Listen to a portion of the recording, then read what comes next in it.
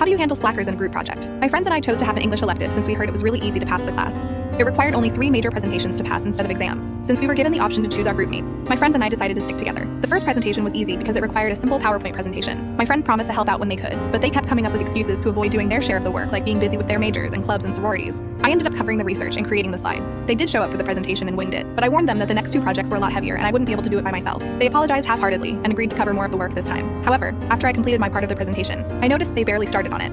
I felt really angry, but I found it hard to confront them since they were my friends. Finally, the last project was assigned, and rather than a PowerPoint, it required a video and an individual printed essay. I begged my friends to help me out with the video. Instead, they got angry at me for constantly bugging them about a minor elective. I was devastated at how they treated me. For them, it was a simple elective because they could actually afford college. But for me, my grades seriously mattered because I was on a scholarship. So I started the work early and accomplished it all on my own without splitting up the parts. When they asked me about the project a week before the deadline, I told them not to worry since I completed it for the group. However, they forgot about the individual essay that was meant to be submitted to the professor a day before the deadline. So in the end, they failed and had to retake the class without my help.